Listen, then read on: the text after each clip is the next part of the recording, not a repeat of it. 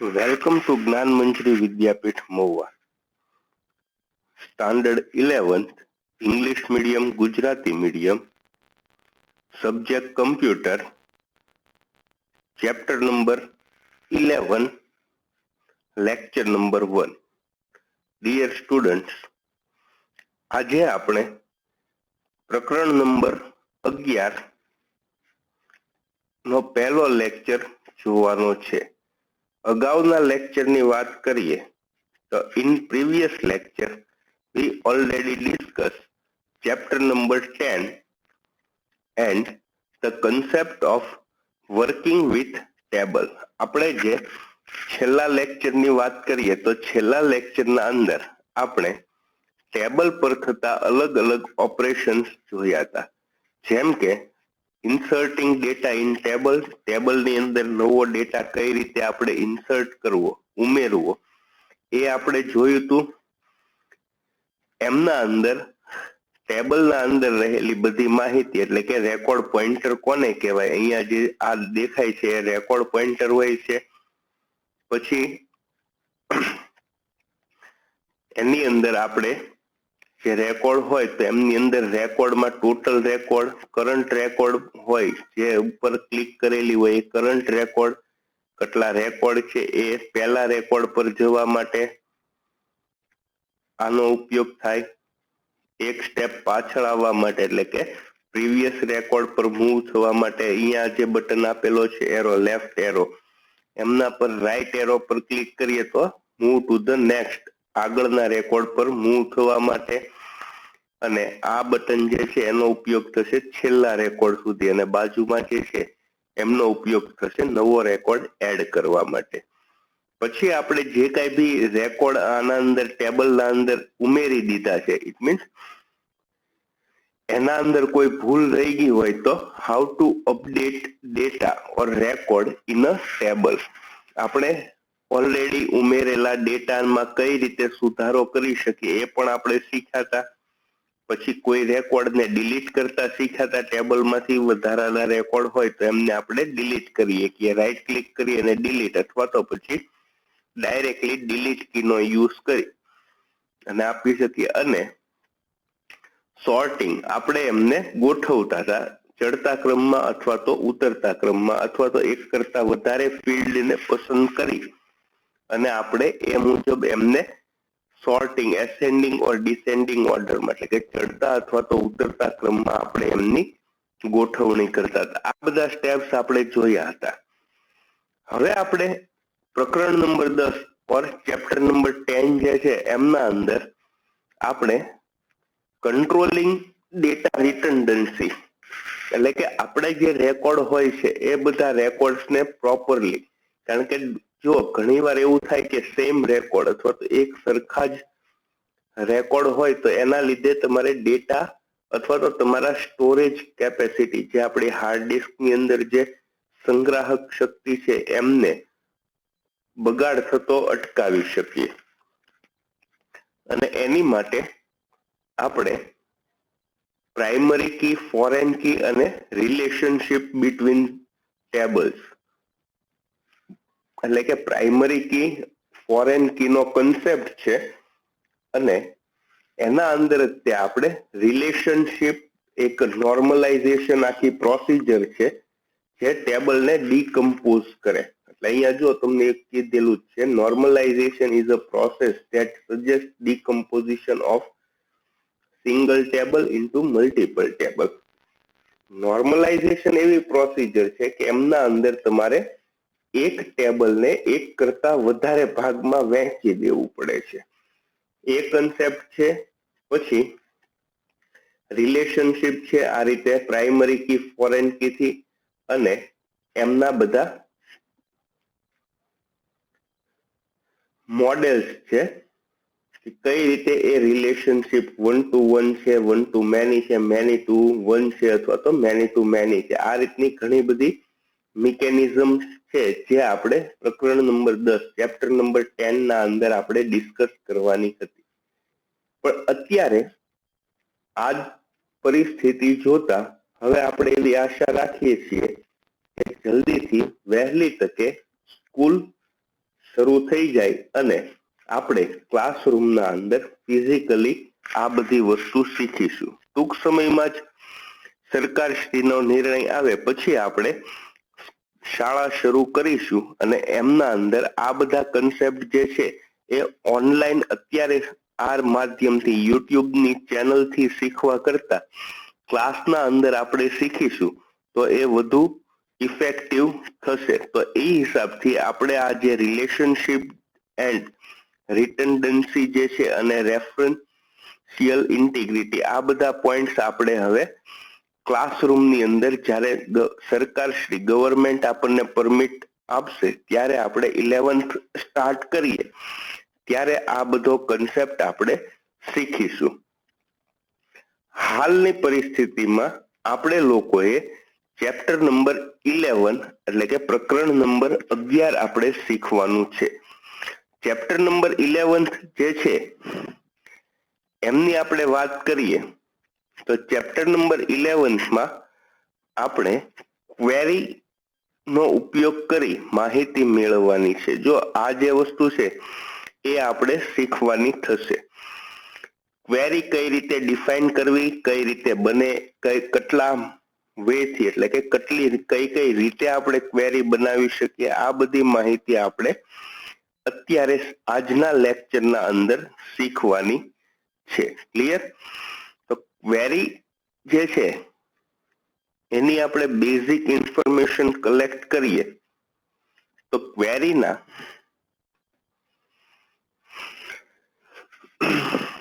ક્વેરીનો meaning તો first ક્વેરીનો meaning શું થશે તો કે આપણે કોઈ એમ કહીએ કે આઈ હેવ અ ક્વેરી, મારે કોઈ પ્રશ્ન છે, મને કોઈ તકલીફ પડતી હોય, it means I have a query.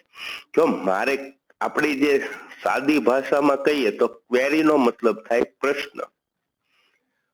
મને કઈ પ્રોબ્લેમ થતો હોય તો મારે શું કરવાનું છે કે એ પ્રશ્ન પૂછવાનો અને એમનો કંઈક આન્સર આપણને મળે. તો સેમ પ્રોસિજર બેઝના અંદર બી થશે. ક્વેરી જે છે it means query means ask question to the database and database will reply related data to your question. તમે જ્યારે ક્વેરીનો મતલબ એવો છે કે તમારે બેઝને એટલે કે આપણું જે RDBMS પેકેજ છે ઓપન ઓફિસનું એમને તમારે ક્વેશ્ચન એમને તમારે પ્રશ્ન પૂછવાનો છે અને એ પ્રશ્નનો જવાબ બેઝ તમને આપશે. ક્લિયર આ વસ્તુ?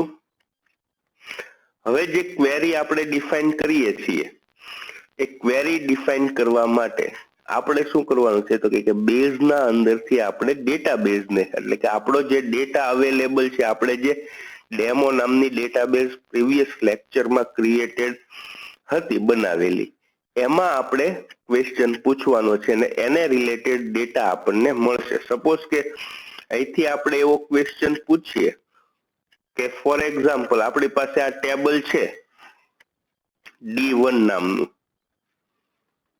તો D1 ટેબલના અંદર 3 રેકોર્ડ છે અત્યારે, બરોબર? એમાં 2 રેકોર્ડ જે છે એ કેવા છે? મહુવાના 2 રેકોર્ડ છે. ક્લિયર? તો એ હિસાબથી આપણે જ્યારે ક્વેરી એક્ઝિક્યુટ કરીએ કે મહુવાના કેટલા છે રેકોર્ડ તો એ આપણને મહુવાના જ રેકોર્ડ ડિસ્પ્લે કરે. ક્લિયર? તો એ રીતની જે ક્વેરી છે એ આપણે ડેટાબેઝને પૂછવાની છે અને ડેટાબેઝ એમનો આપણને રિપ્લાય કરશે. ક્લિયર? આપણે અહીંયા ટેબલના અંદર 5 રેકોર્ડ્સ ઇન્સર્ટ કરી દઈએ, 5 રેકોર્ડ આપણે આમાં ઇન્સર્ટ કરી દઈએ છીએ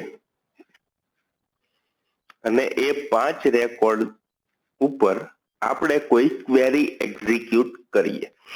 તો અત્યારે આપણી પાસે આ ડેટાબેઝ ક્રિએટેડ છે અને ડેટાબેઝ પરથી આપણે અહીંથી આ રીતે એનું સોર્ટિંગ કરી દઈએ જે આપણે પ્રીવિયસ લેક્ચરના અંદર જોયું હતું. ડેટાને સેવ કરી દઈએ, અહીંથી એક્ઝિટ થઈ જઈએ.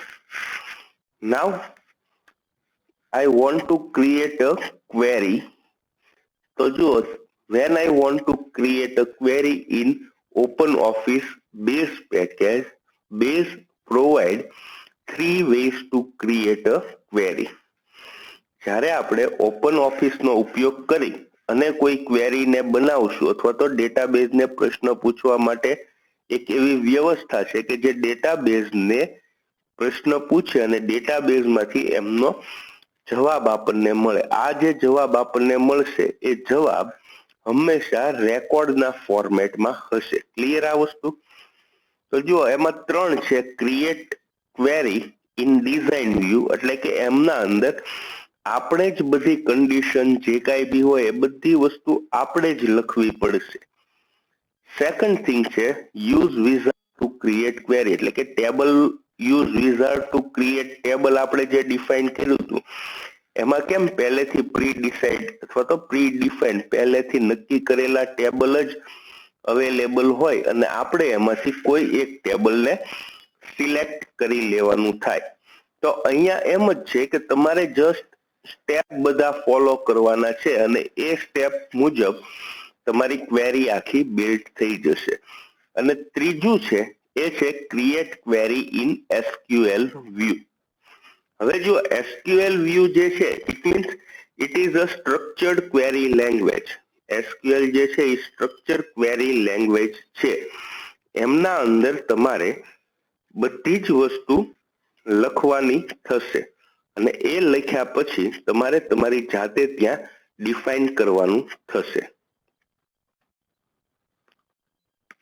સ્ટ્રક્ચર ક્વેરી લેંગ્વેજ જે છે એ purely database related query language છે કે જેમના અંદર તમારે કમાન્ડ્સ એક્ઝિક્યુટ કરવાના હોય છે. અલગ અલગ કમાન્ડ્સ એમની માટે બી એક્ઝિક્યુટ કરી અને તમારી ડાયનેમિક ડેટા રિટ્રાઈવ, એટલે કે તમે ડેટાબેઝમાંથી રન ટાઈમ ડેટાને રિટ્રાઈવ કરી શકો, તમે કોલ કરી શકો. અત્યારે આપણે ફર્સ્ટ આપણે જોઈએ તો use wizard to create a query. વિઝાર્ડથી ક્વેરી ક્રિએટ બનાવી શકીએ અને આજે આપણે આ ઓપ્શનનો યુઝ કરીશું.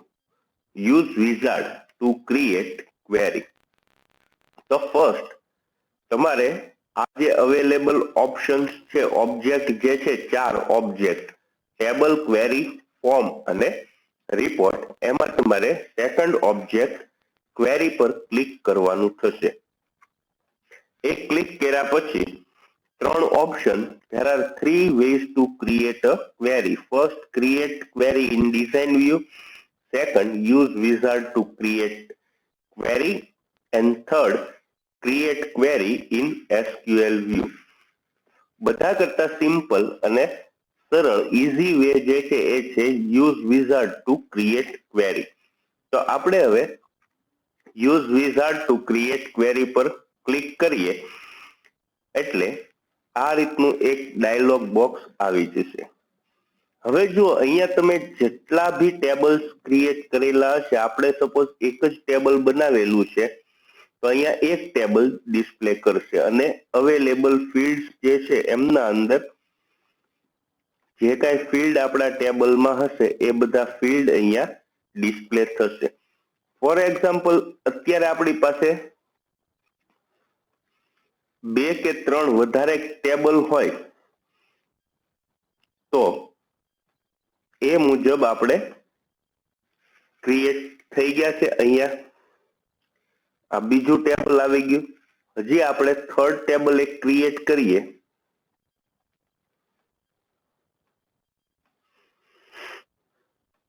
તો આ third table and finish. Clear? આ રીતે અહીંયા આપણે સેવ કરી દઈએ ડેટાને કંટ્રોલ S થી, એટલે ડેટા તમારો સેવ થઈ ગયો. Next, query and use wizard. હવે જુઓ અહીંયા આપણે ડિફાઇન કર્યું તો અહીંયા જુઓ ટેબલના અંદર 3 ટેબલ આવી ગયા. જે ટેબલ આપણે ક્રિએટેડ છે એ બધા ટેબલ્સ મળશે અને એને રિલેટેડ ફિલ્ડ બધા અહીંયા તમને ડિસ્પ્લે થશે. આપણે ટેબલ D1 જે છે ડેમો1 એનો યુઝ કરીએ અને ફિલ્ડના અંદર આપણે જેટલા ફિલ્ડ લેવા હોય એ 1 બાય 1 અધરવાઇઝ બધા ફિલ્ડ અહીંયા લઈ લઈએ. ફિલ્ડ્સ ઇન ક્વેરી એમાંથી આઈડી ફિલ્ડને હું સપોઝ અત્યારે રિમૂવ કરી દઉં છું. ક્લિયર? હવે જુઓ અહીંયા તમને if you create a query in wizard or use wizard to create a query, it means wizard through query create કરતી વખતે તમને ટોટલ 8 સ્ટેપ્સ ફોલો કરવાના થાય. 8 અલગ અલગ ઓપ્શન મળે છે. ક્લિયર આ વસ્તુ? આ એક માર્કના MCQ માં ભી પૂછાઈ ગયેલા ક્વેશ્ચન છે. How many ways to create a query? તો એના અંદર 3 વેઝ. પછી use wizard to create query જે છે એમના અંદર તમને કેટલા સ્ટેપ્સ છે એવું પૂછે તો તમારે લખવાનું છે 8. ક્લિયર? નેક્સ્ટ અહીંથી બધા ફિલ્ડ જેટલી રિક્વાયરમેન્ટ હોય એટલા ફિલ્ડ્સ તમે અહીંથી લઈ લ્યો. પછી નેક્સ્ટ પર ક્લિક કરી દેવાનું. ક્લિયર? એટલે અહીંયા તમને સોર્ટિંગ ઓર્ડર આપે છે. તમારે એસેન્ડિંગ ઓર ડિસેન્ડિંગ, સપોઝ હું રોલ નંબર લઉં છું અને અહીંથી હું લઈ લઉં છું ડિસેન્ડિંગ, તો એ 5 to 1 માં ડિસ્પ્લે કરશે રેકોર્ડ. પછી જો બીજું સોર્ટિંગ કરવું હોય અથવા તો આપણે જે સોર્ટિંગના અંદર એક કરતા વધારે ફિલ્ડ લેવા હોય તો એ ભી તમે અહીંથી લઈ શકો છો. બરોબર છે? નેક્સ્ટ પર ક્લિક કરો એટલે આવશે સર્ચ કન્ડિશન. સર્ચ કન્ડિશન ની અંદર અહીંયા ફિલ્ડ સપોઝ કે હું અહીંથી લઉં સિટી. કન્ડિશનમાં આટલા ઓપ્શન્સ તમને મળે છે ઇક્વલ ટુ, અહીંયા સપોઝ હું લખી દઉં મહુવા. તો આનો મતલબ કેવો થશે કે જે સિટી નું નામ મહુવા હોય એવા જ રેકોર્ડ આપણને ડિસ્પ્લે કરશે. ક્લિયર?